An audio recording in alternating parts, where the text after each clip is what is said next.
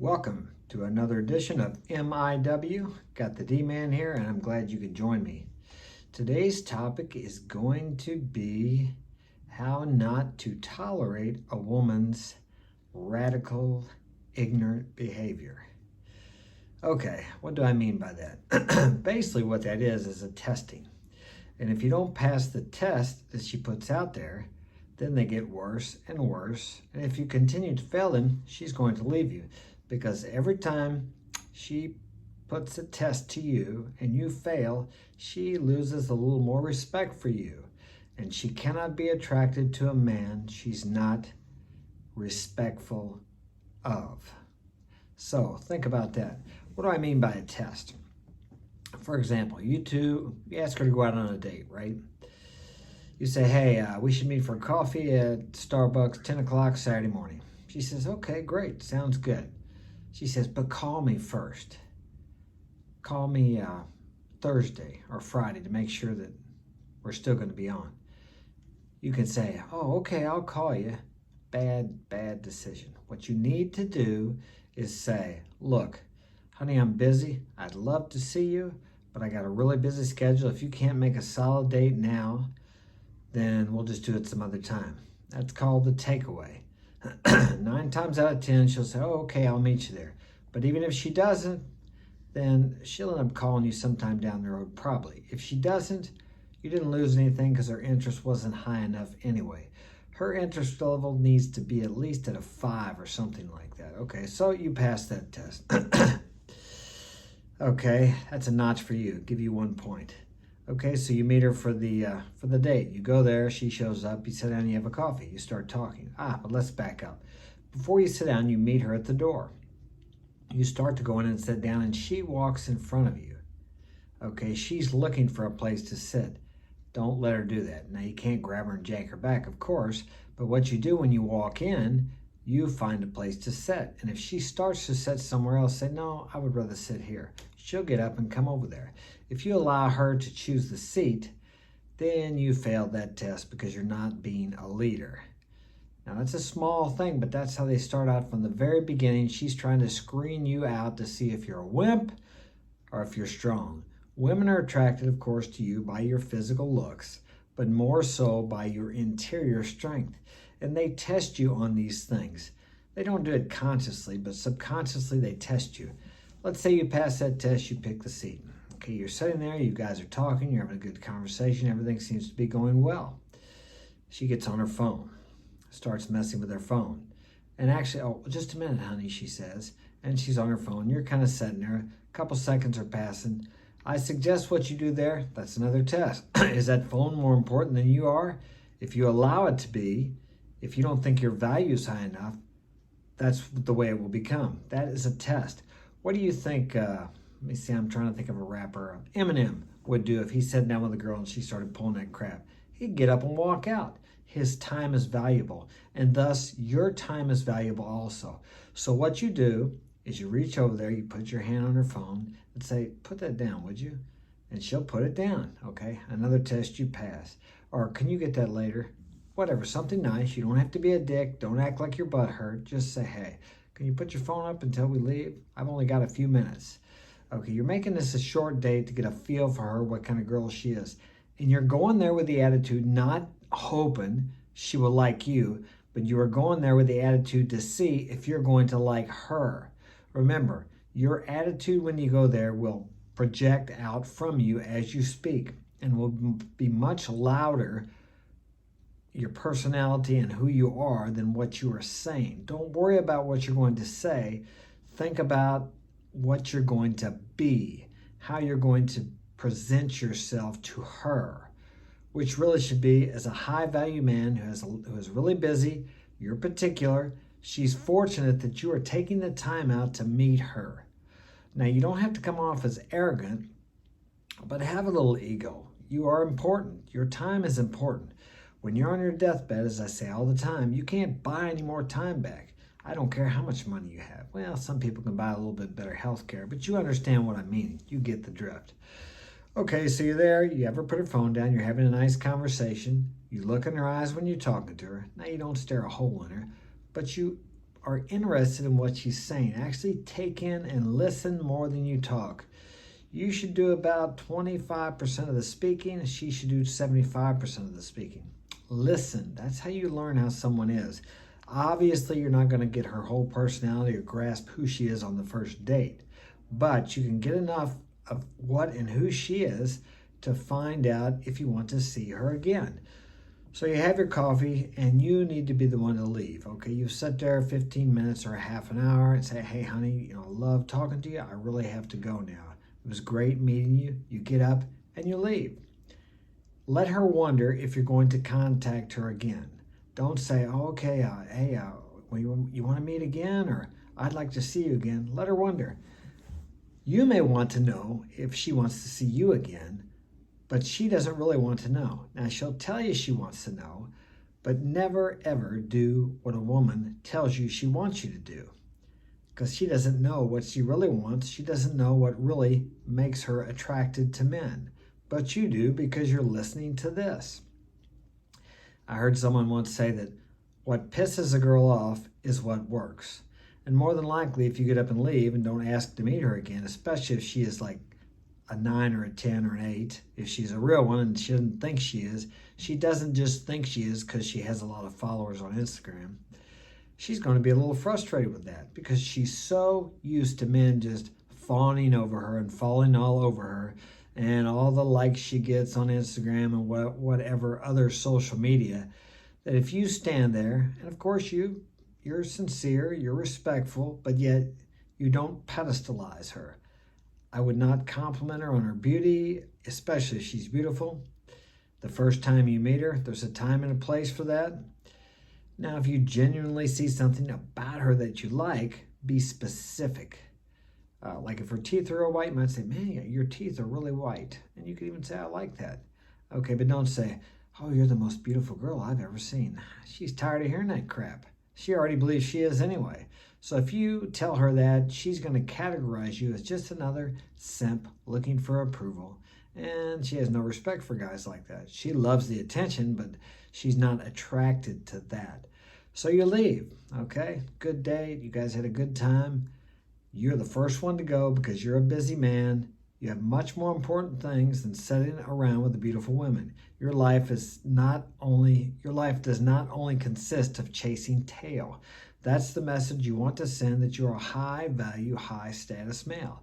If you are, and if you're not, you need to be.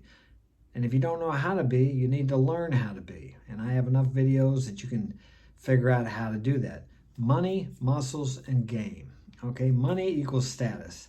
Now, money isn't actually wealth. We connotate that with wealth, but wealth consists of a lot of different things. Wealth starts first on the inside of you. Muscles, that again can start on the inside. You have to see yourself in the physical shape that you want to be. Think of yourself in the physical shape you want to be, then take action to accomplish that.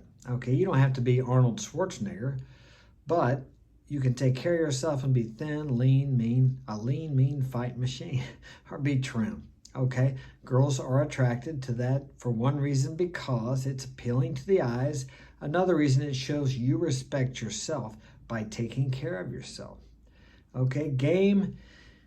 If you don't have anything, if you have game. Some of the greatest lovers of all time were very ugly. One of them I talked about before had like a short leg and he kind of hobbled around and a big nose. But that guy could talk. He had game, and he got some of the most beautiful girls of the time where he lived in Europe. It was during the medieval times, I believe. 1700s, well, past the medieval times. But the point is, if you got game and you can get past, as he said, if I could get past my ugly face, he said, I could bed the Queen of England. I'm not sure if that's exactly how he put it. It's not verbatim, but you get the message, okay? And that is so true. I have seen guys, and you have too, probably with girls, and you're thinking, look at that guy. How did he end up with her? Because the guy has game. Everybody has game. It's just that some people's game is much better than other people's game. You may have a crappy game. And Joe over here, he's got the best game there is, so he's got the women. Okay, women fall in love through their ears. Men fall in love through their eyes. So you can be the best looking guy in the world. That'll get your foot in the door.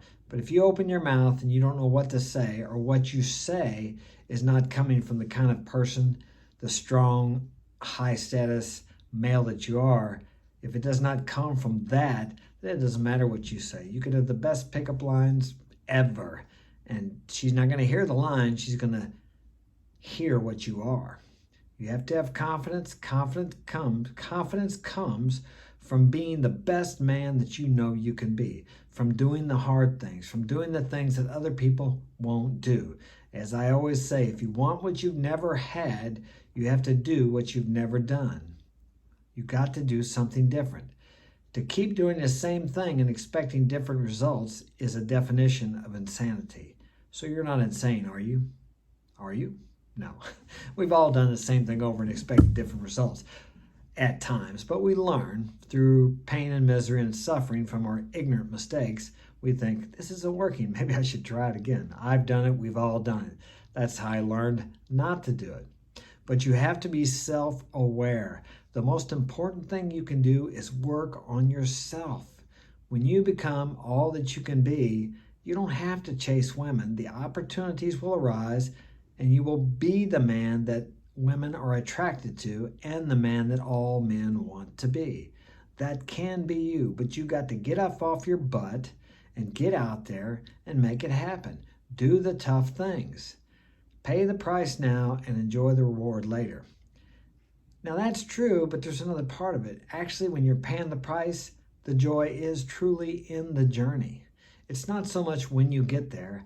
I have set big goals before I knew that, and I got to those goals and it was empty because I spent so much time working to get there, thinking that when I got there, that's when I would be okay.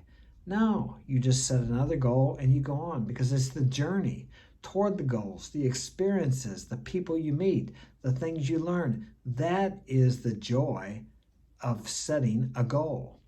And if you don't have written goals, have written goals. You need to write them down, because writing them down makes them real. Make a plan, but remember that plan is going to be flexible. You don't know what to do? Oh, I don't know what to do, so I'm not going to set a goal. I don't know how to get there. You know the first thing you need to do. Let's say your goal is to be the CEO of the company and you are just a worker, and that's a long way up there. Okay, what would be the first thing you would do? Well, how about if you get to work 10 minutes early and stay 10 minutes later? Well, nobody pays any attention to me there. There's too many people. Okay, that may be true, and you may not advance in that company. But I'm going to tell you, if you put more value out than you're getting paid for, the day will come when you will get paid more than you're doing for. How do you say it? It's the same, but I get it confused. You will get paid more, and you won't have to do that much to get it. I practice that in my business.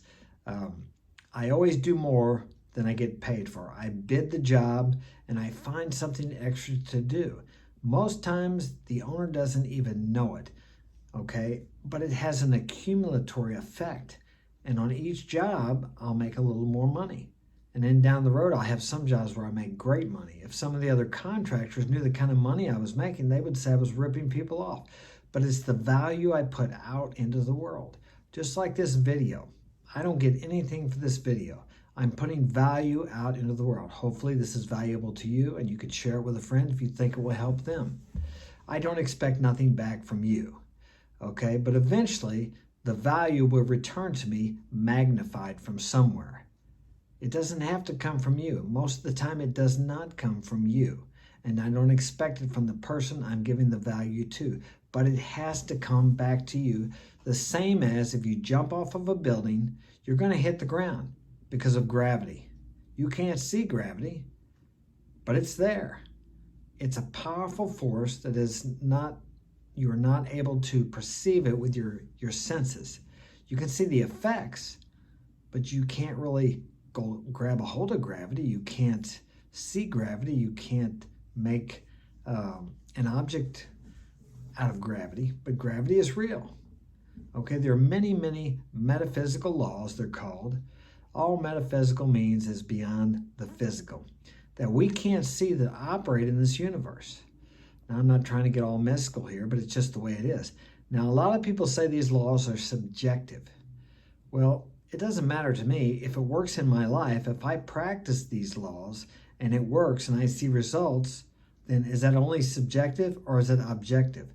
First, it is subjective, but then it objectifies itself in my outer world. Now, I don't understand it. I don't. I don't have to understand it. I don't really understand electricity, but I make use of it. I'm using it right now to speak to you. It turns my lights on. It runs my water. What else? It does air conditioner, heating. I have no idea how it works, but it works. I can't see electricity in that light bulb on my desk, but I see the effects. Now, does that make electricity subjective? I don't believe it does. No more subjective than the power of my thoughts, which can create the vision I have in my mind. These are all subjective things that objectify themselves in the outer world. Okay, I hope you understand that. It's kind of difficult to explain things, but there's a lot of books out there on that. But you can mix that in with your dating, whatever you want to be. Because first, before you can have the kind of woman you want, you got to be the kind of man that can handle that kind of woman. Because if you get a 10, I'll guarantee you, it takes quite a man to handle a 10. Okay, to be able to handle the guys looking at her, asking her out. I have no problem with that. Fortunately, I don't have jealousy. Is not one of my problems. Sometimes I'm actually a little too lenient. I'm a little too patient and a little too tolerant. Okay, but having a beautiful woman, you have to be secure in yourself. You have to be the mountain. The most important thing in your life has to be your vision, your purpose, your mission, not that girl. You got to know that there's many, many, many beautiful girls in the world. And if she doesn't want to follow you, if she doesn't want to submit to your lead, you are going to do nothing but work to keep that relationship together. And if you got to work on that, then you're going to be taking energy away from your mission and your purpose. And that's not at all what the relationship is supposed to do. She is supposed to be a complement to you as well as you are to her. So if you're not better with her, you're better off without her. Thanks for joining me. If you'd like to get my help personally, you can contact me at marksinspirationalguidance@gmail.com. Smash that like button. Share this with a friend if you think it would be of help to them. Have a great day.